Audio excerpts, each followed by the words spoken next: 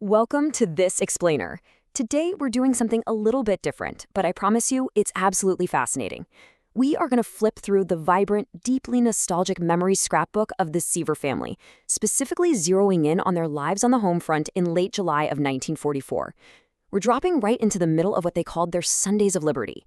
This was a sacred weekly gathering at the Chamberlain's house where the whole extended crew, Ed, Fred, Betty, Janet, and all the kids would just assemble. They'd share a meal, swap stories, and really just soak in the profound fact that Ed's ship was still in the harbor. He was still reachable.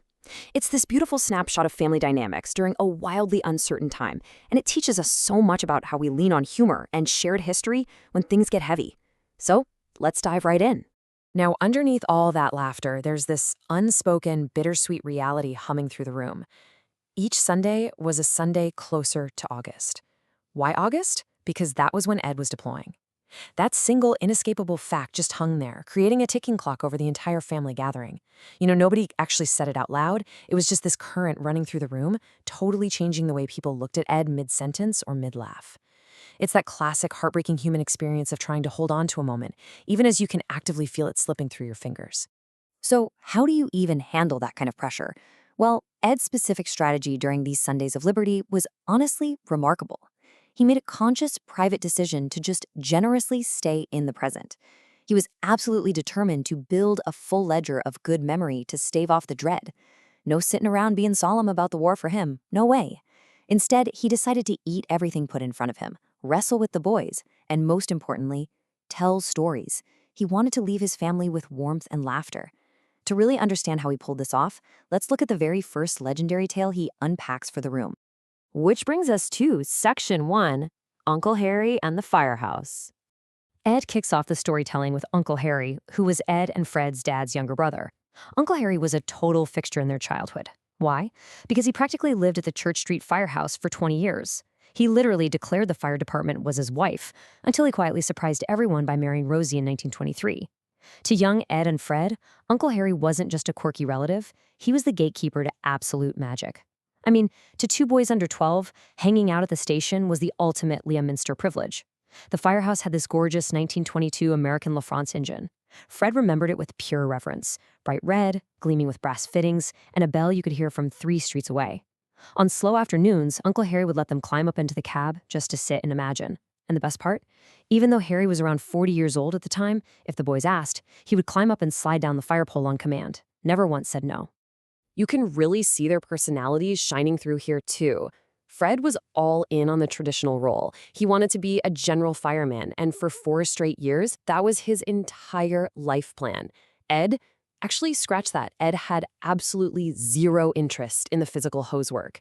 His ambition was entirely focused on one single thing, the wheel. He strictly wanted to be the driver of that magnificent red engine. It's just a really fun little glimpse into who they were right from the start. And no firehouse memory is complete without the dog. Uncle Harry had a Dalmatian, and the boys found out its name was Ember. To young Fred and Ed, Ember was literally the most sophisticated name they had ever encountered in their entire lives. Naturally, they spent years begging their mother for a dog of their own just so they could name it Ember, but Mother's ruling was a firm, unrelenting no. As Ed and Fred agreed on the porch that Sunday, it wasn't just a no, it was the firmest no. It's a shared childhood heartbreak that perfectly captures the immovable object that is a pragmatic mother. Moving right along, we get to Section 2, the sisters and the amphibian. So, growing up with 6 kids in the house. Total chaos, obviously. Ed and Fred were the middle boys, which meant they had a very specific dynamic with their 3 older sisters, who essentially served as full-time targets for the boys' disruption. Fred outlines the sibling hierarchy for the group, and it is classic. You had Evelyn, the dramatic one, you had Ruth, who functioned mostly as the snitch, and then you had the oldest, Marion, who was the serious one. According to Ed, Marion had an almost supernatural sixth sense. The boys could plan an operation with total, absolute secrecy, and Marion would magically appear at exactly the wrong moment, every single time. Okay, so let's trace the escalation of what became known as the infamous frog prank, a wildly miscalculated operation directed at serious sister Marion. It starts in the afternoon. 11-year-old Fred and 9-year-old Ed capture an exceptionally large bullfrog from the local brook. By evening, their deeply flawed childhood logic dictated that the frog needed to be placed somewhere for maximum effect. They chose Marion's hope chest. Her sacred territory, filled with good linens, jewelry, and romantic letters. Moments later, Marian opens the chest and comes face to face with several pounds of startled bullfrog. The climax? A scream so incredibly loud it literally pierced the walls of the house. And cue a recurring character in the Seaver family lore, Mrs. Aldrich, the nosy next-door neighbor. She heard that scream loud and clear. According to the boys, Mrs. Aldrich heard absolutely everything that happened in their house. Ed even joked that her primary civic function seemed to be finding the Seaver family more entertaining than her own life. We all know a Mrs. Aldrich, right? The one who constantly monitors the perimeter and knows your family's business before you do. So the fallout from this little amphibian catastrophe really comes down to one single number. 1. That scream and the total chaos that followed earned the boys exactly 1 month of total confinement. Looking back, Fred admitted this was an entirely fair punishment for putting a giant wet frog in a box of clean linens, but the grudge, oh, that lasted way longer than a month. Marian held on to that for years, eventually weaponizing it as a toast at Ed's actual wedding. All right, let's jump into Section 3, the Golden Glow. Now, this is one of those legendary stories that Fred absolutely wanted kept private. But Ed, being a classic brother, joyfully unleashed it on the back porch for the benefit of their brother-in-law, Marshall. You've got to appreciate Fred's deadpan logic here. When he was 14, to save the time and water required to walk upstairs and use the indoor plumbing, Fred made a sustained summer habit of conducting his nightly business at the back fence. His excuse? He was ostensibly providing valuable nitrogen to his mother's prized rosebed. The best part is that Fred actually named this activity.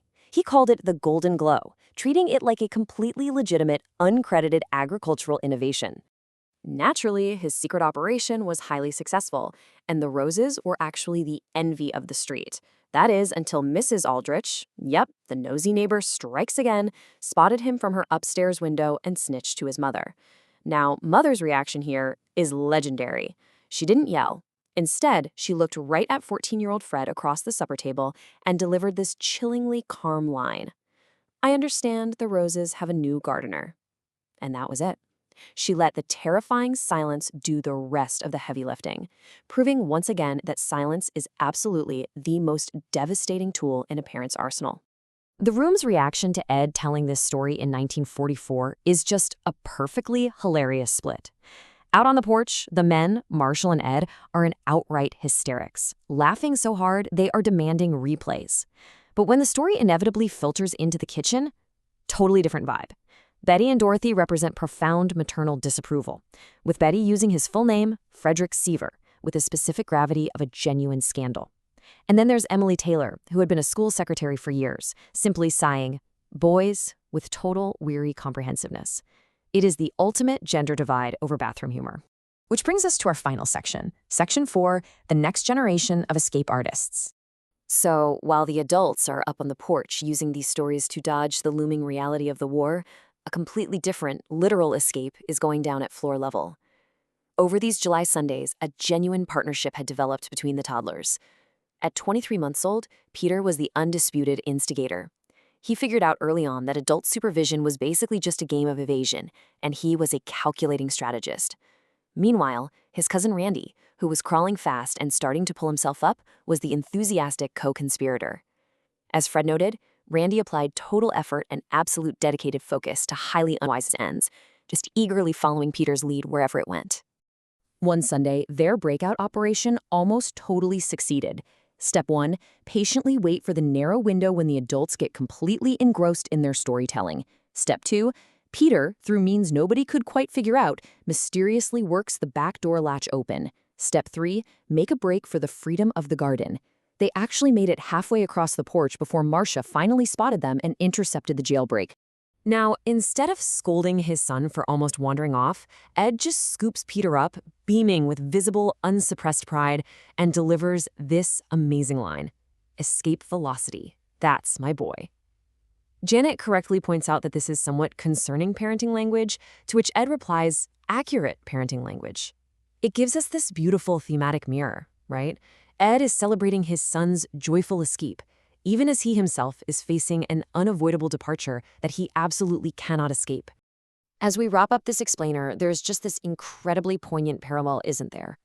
Just as the toddlers physically tried to escape the confines of the house, the adults were using humor, memory, and storytelling to mentally escape the ticking clock of August 1944. Ed's choice to focus on joy over dread built a ledger of good memory that would sustain his family while he was deployed.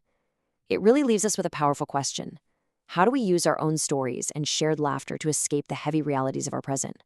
How do we preserve joy in our own difficult times? Think about the stories you tell when the pressure is on. Thanks for joining me on this incredible journey through the Seaver family scrapbook.